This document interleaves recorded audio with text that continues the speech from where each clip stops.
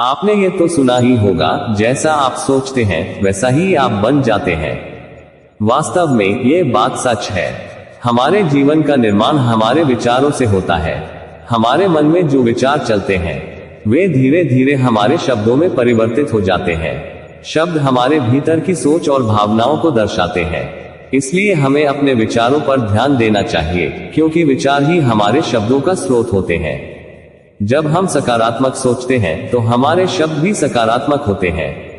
ऐसे शब्द ही दूसरों के प्रति हमारे नजरिए को बदलते हैं। शब्दों की शक्ति इतनी गहरी होती है कि वे दूसरों के जीवन को भी प्रभावित कर सकते हैं। इसलिए जब भी हम कुछ कहने जाएं, हमें ये ध्यान रखना चाहिए कि हमारे शब्दों का प्रभाव क्या होगा। शब्दों के बाद आता है कर्म। जब हम विचार और शब्दों में सकारात्मकता को अपनाते हैं तो हमारे कर्म भी उसी दिशा में बढ़ते हैं।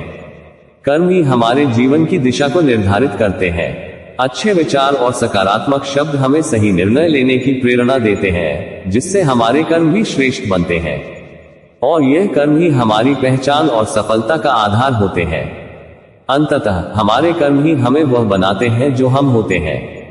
जिस तरह के कर्म हम करते हैं उसी तरह का परिणाम हमें मिलता है। अगर हमारे विचार, शब्द और कर्म एक साथ सकारात्मक होंगे तो जीवन में खुशहाली और सफलता स्वाभाविक रूप से आएगी। इसलिए यह जरूरी है कि हम अपने विचारों, शब्दों और कर्मों को संतुलित और सकारात्मक बनाए रखें। यह हमें न केवल खुद को बेहतर बनाने में मदद करेगा, बल्कि समाज और दुनिया को भी एक बेहतर स्थान बना सकता है।